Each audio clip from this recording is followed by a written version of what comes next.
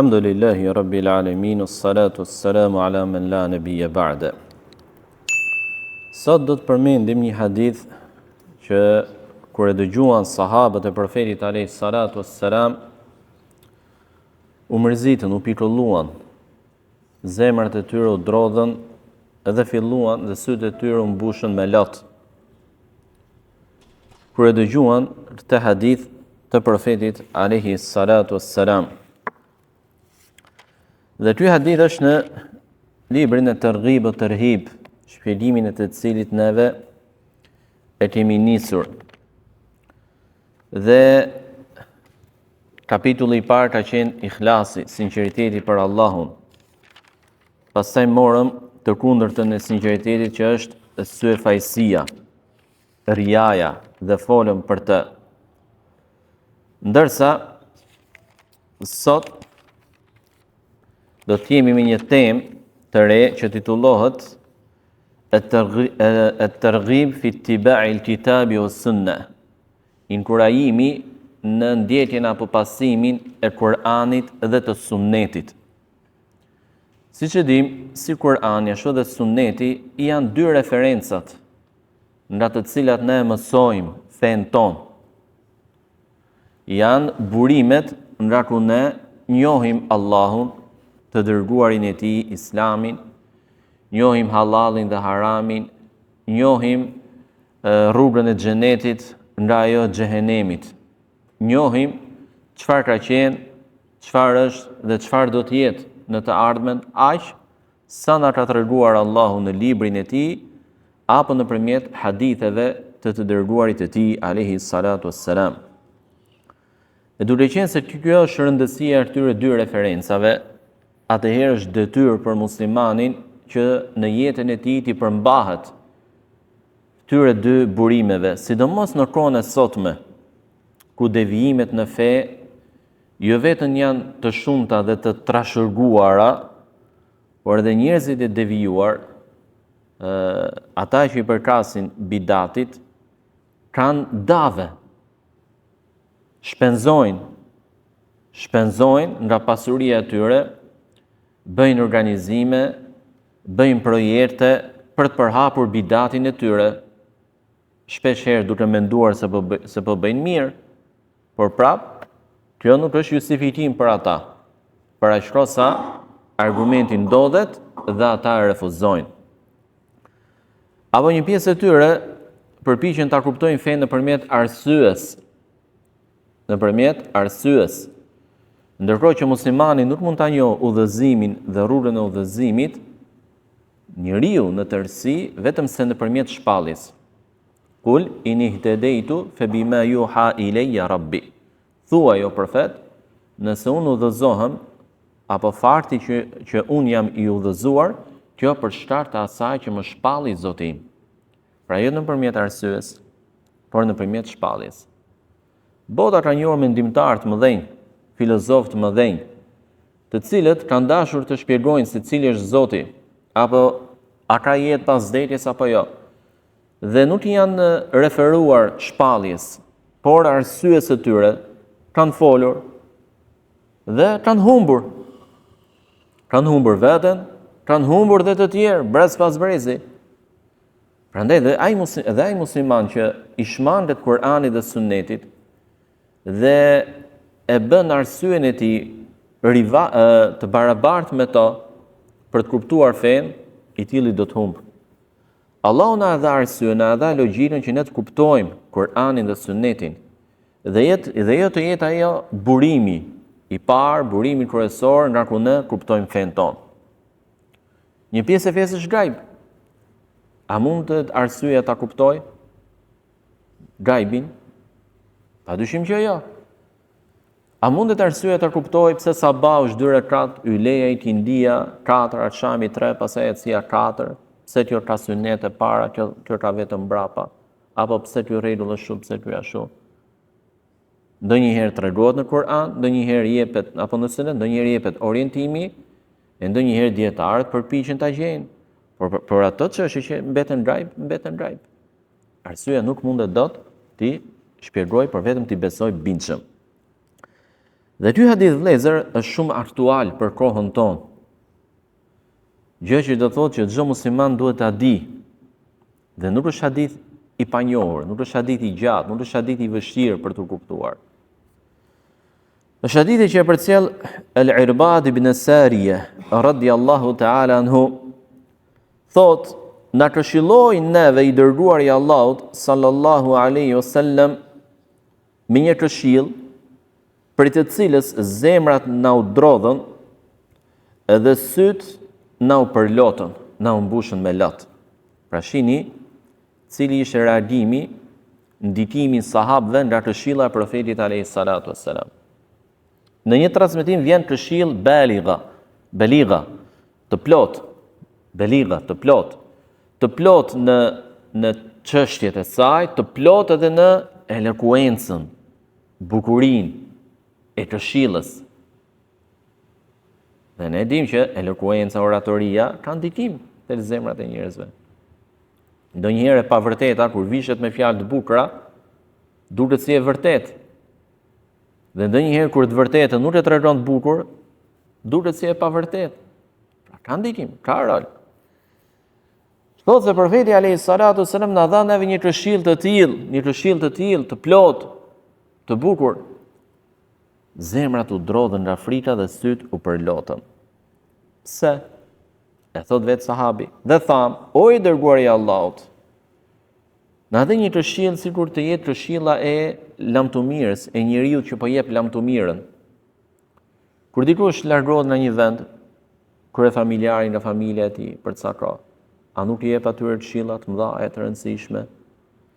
Kur dikush largohet nga të dashurit e tij, të afërmit e tij, ndoshta largim që nuk do të kthehet më, a nuk do t'japi këshilla të forta, këshilla të rëndësishme? Patjetër që po. E tillë ishte edhe këshilla e profetit alayhi salatu wasalam. Dhe sahabët e kuptuan që i ishte afruar vdekja profetit alayhi salatu wasalam. Prandaj edhe u përlotën, u mërzitën, sepse dihet dashuria e sahabëve për profetin alayhi salatu wasalam. Kur i dha atë këshill, sikur u tha atyre lam të mirë. Prandaj lutuan, u përlotën. Dhe thanë, o i dërguari i Allahut, na dhe një këshill si këshilla e njeriu që lë lam të mirën. Prandaj vazhdo, pra shtoje këshillën tënde. Pra sahabët radhiyallahu ta'ala anhum duke kuptuar që këto ishin nga ligjërimet e fundit të profetit alayhi salatu wassalam, thanë, o i dërguari i Allahut, na këshillo, shtoje më shumë, na jep më shumë, se pas një kohë të shkurtër nuk do të kemi mundësi më të dëgjojmë këshilla nga ty. Nuk do të kemi më ty, dhe as ti nuk do të kesh mundësi të na japësh ne më këshilla. Dhe kjo ndër të tjera tregon edhe dëshirën, etjen e sahabëve për khajrin, për të mirën. E kërkonin atë. Ishin të zellshëm ta dëgjonin, të papërtuar ta vepronin. E dëshironin me sinqeritet. Dituria e sahabëve nuk ishte dituri për të pasur një pozitë tek njerëzit, për të përmendur tek njerëzit, për të përfituar diçka materiale. Sahabët kur pyesnin profetin alayhis salam dhe kërkonin të dinin diçka nga ai, e bënin këtë gjë sepse donin ta vepronin. O i dërguari i Allahut, më tregon një punë që më fut në xhenet dhe më largon nga zjarri. Për dikën nga ne mund duket pyetje e thjeshtë, nuk është e thjeshtë. Është pyetje madhështore, sepse të tregon çfarë të fut në xhenet dhe çfarë të mbron nga zjarri i xhehenemit. Dhe këto janë dy sukseset më të mëdha. Ty hysh në xhenet dhe të shpëtosh nga zjarri i xhehenemit. Këto janë dy sukseset më të mëdha. Dhe tha më pas i dërguari i Allahut sallallahu alaihi wasallam, usikum bi taqwa Allah. U porosis juve që të jeni të devotshëm ndaj Zotit tuaj, të keni frikë Allahut. Dhe takua, devotshmëria apo frika ndaj Allahut, është nëse përmbushet, është kulmi i bindjes, i robërimit ndaj Allahut. Është kulminacioni i bindjes ndaj Allahut subhanahu wa taala. Sepse takua do të thotë të veprosh atë që Allahu ka urdhëruar dhe t'i ndalohesh asaj apo të largohesh nga ajo që Allahu ka ndaluar. Me udhëzim nga Allahu, me argument, me dritë nga Allahu. Dhe e pyetën një herë Ebu Hurajrën radhiyallahu ta'ala anhu për takwan dhe tha të ka rastisur ndonjëherë të ecësh në një vend me gjemba, me fera? Tha po, si ke ecur në të? Duke ju shmangur atyre. Pra, nuk e vendos këmbën aty ku është fera, por diku tjetër, qoftë edhe pranë saj, por që është vend i sigurt, që më mbron, që mbron, nuk ka gjë, nuk më dëmton gjë. Por shu dhe hapin tjetër, pra e vështroj mirë, analizoj mirë. Normalisht truri njeriu to analiza i rat shpejta, alhamdulillah. Kjo është edhe takwa, tha. Përpara se të flasësh, përpara se të veprosh, mendoje, a është kjo fjalë, kjo vepër në kënaqësinë e Allahut apo në zemërimin e tij. Përpara se të përmendesh dikën, të flasësh për dikën, mendoje një herë, mos është përgojim kjo gjë. Mos është dibet kjo gjë. Dhe do të jem nesër pas nesër pend i kësaj fjale që thash, pend i kësaj vepre që bëra. Kjo është takwa. Dhe dobit dhe përfitimin e takwas janë madhështore. Kjo ishte porosia e parë e profetit alayhis salam. Dhe më pas tha: "Wa sam'i wa ta'a wa in ta'ammara alaykum 'abdun." Ju porosis juve për dëgjueshmëri dhe bindje ndaj të parit tuaj, edhe nëse ai është skllav. Edhe nëse ai është skllav.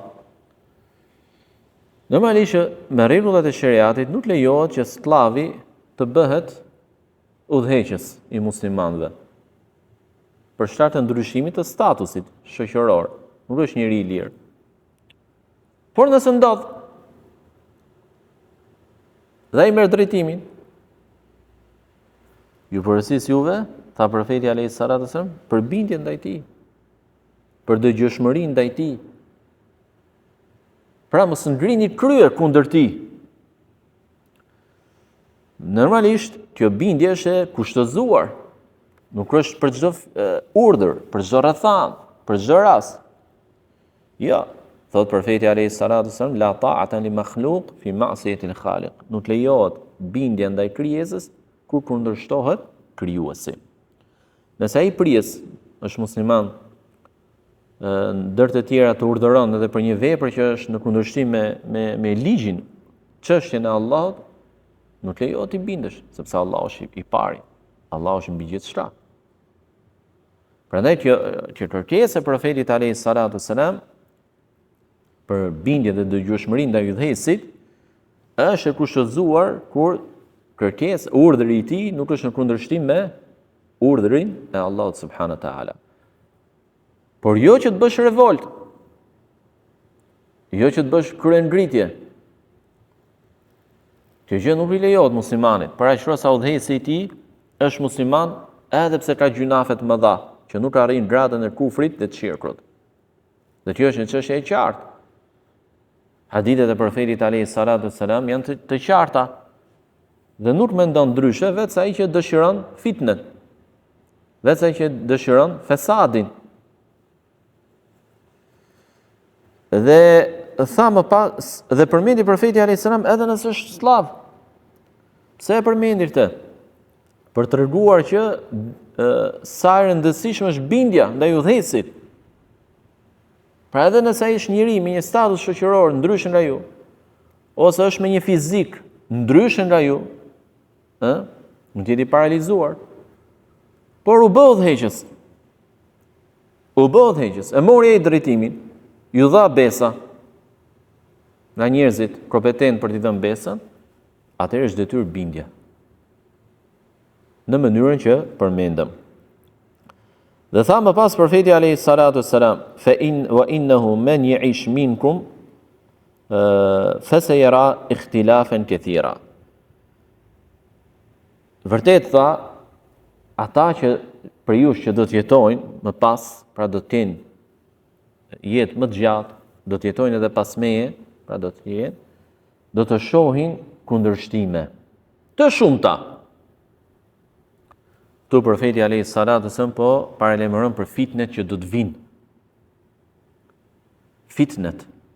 që do të vinë, belat që do të apretin umetin pas vdekjes së tij alayhi salatu wassalam. Dhe e filloi me devotshmërinë. Pastaj përmendi dy çështjet e tjera që ishin bindja dhe largimi nga fitnet apo paralajmërimi për fitnet. Pse e përmendi devotshmërinë? E para punë sepse devotshmëria është më e rëndësishmja, është detyra jonë ndaj Allahut. Por edhe e dyta sepse devotshmëria ndër të tjera është edhe mas mbrojtëse për të shpëtuar nga ajo që do të vijë më pas. Profeti alayhi salatu wasallam tha, ata që do të jetojnë pas meja apo do të kenë një gjatësi për jush, do të shohin kundërshtime të shumta. Dhe me të vërtet pas profetit alayhi salatu wasallam filluan dalin grupacionet. Dolën Khawarijët, dolën Kaderijet, dolën Xehmijet, Rafidat e tjerë. Dhe këto, edhe pse nisën si me 1, me 2, me 3, me 4, më vonë u bën grupacione.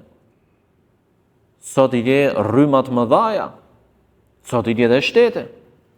Rafidat sot i ke shtet. Që kanë bërë fesat madhë, gjarderdjet madhe, ndaj muslimanëve, në një periudhë historike të gjatë, duke bërë masakra të tmerrshme. Dhe shihni udhëzimin dhe këshillën e plot profetit alayhi salatu wassalam. Tha çfarë do të ndodh, por na dha edhe neve ilaçin si të shpëtojmë. Na dha neve edhe ilaçin, kurën. Pra do të jetë sëmundje devijimesh. Por dha dhe ilaçin profeti alayhi salatu wassalam. Tha, fa aleikum bi sunneti. Prandaj është detyrë për ju të kapeni pas sunnetit tim. Fjala sunne në gjuhën arabe do të thotë rrugë. Kurse në kuptimin fetar, dietarët kanë dhënë interpretime ndryshme. Dhe secili interpretim tregon një aspekt. Ndër interpretimet, jo interpretimet, por për kufizimet e sunnetit, është çdo fjalë, çdo vepër apo miratim i profetit alayhi salatu wassalam. Çfarë ka thënë? Çfarë ka vepruar? Çfarë ka miratuar profeti alayhi salatu wassalam? Qoftë edhe me heshin e tij, konsiderohet sunnet. Konsiderohet sunnet. Dhe ky është një përkufizim i thjeshtë për ta mbajtur mend. Ndonjëherë sunneti ka për qëllim diçka që është vajib. Diçka që është vajib. Por të dietarët e hershëm sunneti kishte kuptimin e fesë. Kishte kuptimin e fesë. As-sunna. Prandaj do të gjejmë në librat e tyre kur flasin për akiden, e titullojnë librin Sunneti. Libri i sunnetit. Nëse do ta marrim në dorë sot të libër, dhe do të nisemi nga titulli në kopertinë, do të themi flet për sunnetin. Jo, flet për fen, për akiden. Pra ka pasur një përkufizim dhe një kuptim më të gjerë. Profeti alayhi salatu wasallam tha, kapuni për sunnetin tim.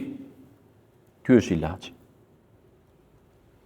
Nëse kapësh për sunetin e profetit alayhi salatu wasalam, nuk do të humbësh në asnjë fitnë, sepse rruga e tij është rruga e vërtetë. Në hadithin e Ibn Mesudit radhiyallahu ta'ala anhu, profeti alayhi salatu wasalam bëri një vit të drejtë. Edhe nga e djatha e majta e saj bëri vija të tjera. Dhe tha për vijën e drejtë, kjo është rruga ime e drejtë. Pra është e drejtë rruga. E drejt që nënkupton që nuk ka devijime majtas e djathtas, por edhe e thjesht për të ndjekur. Pse është e drejt, është e qartë, e dukshme. Majtas e djathtas në krye të çdo tyre tha kanë një shejtan që thërret në të. Që ky shejtan mund të jetë xhin, mund të jetë edhe njeri i devijuar, që të fton në bidatin e tij, që të fton në devijimin e tij, që të fton në humbjen e tij. Prandaj kujdes. Kul hadhihi sabili ad'u ila Allahi ala basira ana wa man ittaba'ani. Thuaj, kjo është rruga ime e drejtë që ftoj për tek Allahu. Me basira, me dituri, me qartësi, unë dhe ata që besuan. Dhe ata që më pasuan mua, tha profeti alayhi salatu wasallam. Prandaj çdo kush që e ndoqi sunetin e profetit alayhi salatu wasallam, ai është në rrugën e drejtë. Nëse dikush të fton në diçka, në një interpretim të fesë, që nuk ka bazë, që nuk është nga interpretimet e profetit alayhi salatu wasallam rrugës së tij, atëherë mos e ndiq. Sepse i e larguar nga kjo vije drejt dhe ke marrë ke një nga këto vija djathtas e majtas. Dhe sunetin tha e khulafa ar-rashidin al-mahdiyyin. Sunetin e halifeve, qëllimi me to janë 4 halifet. Ebu Bekri, Umeri, Uthmani dhe Aliu, radiallahu ta'ala anhum. Ku është argumenti që është hadithi profetit alayhi salatu wasallam el-khilafatu 30 sana. Khilafeti do të jetë 30 vjet. Dhe khilafeti i këtyre të 4-ve aq zgjati, 30 vjet. 30 vjet më i gjatë ishte i Umerit radiallahu ta'ala anhu. Dhe i cilësoi profeti alayhi salatu wasallam me cilësi tha ar-rashidin al-mahdiyyin. Rashidin të udhëzuar, pra që janë njerëz që ecin në rrugën e drejtë, në sunetin e profetit alayhi salatu wassalam. Vendimet që ata marrin, i marrin në bazë të Kur'anit dhe sunetit, prandaj ndiqini. E nëse nuk gjenin argument nga Kur'ani dhe Suneti për ndonjë çështje, ata mblidhnin sahabët, më të ditur që gjendeshin në Medinë, dhe konsultoheshin me ta dhe merrnin vendim. Dhe kjo është nga Suneti i profetit alayhi salatu wasalam. E nëse nuk gjenin diçka të tillë, ata bënin ijtihad, jepnin mendimin e tyre, jepnin gjykimin e tyre. Dhe profeti alayhi salatu wasallam i lavdëroi. Dhe lavdërimi që i bëri tregon që rruga e tyre është rruga e vet profetit alayhi salatu wasallam. Është rruga e drejtë. El-Mehdiyin, udhërfyes, apo njerëz që veprojnë të mirën me argument, njerëz që e ndjekin në rrugën e drejtë. Dhe përderisa profeti alayhi salatu wasallam i lavdëroi dhe i cilësoi të tillë, atëherë muslimani duhet të eci në rrugën e tyre, pra ta kuptoj fen siç e interpretuan ata. Ta kuptoj dhe ta veproj sunetin siç e kuptuan dhe e interpretuan ata, të mos dalin nga rruga e tyre. Addu alejha bin nawajid, kapuni pas saj rruga me dhëmball. Pra ku njeriu kapet pas diçkaje me duar, me këmbë, dhe nuk i ndjelet gjë tjetër vetë ta kapi e ditar me dhëmb. Me cilët dhëmb? Me dhëmball, sepse kapje me ato është më e fortë.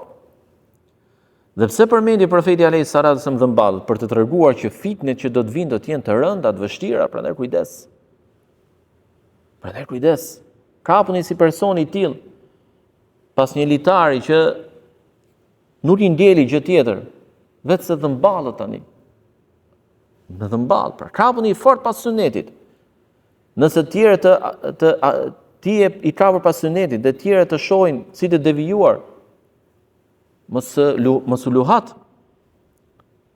Mos ka lënë me dyshje, jam me të vërtetën apo jo.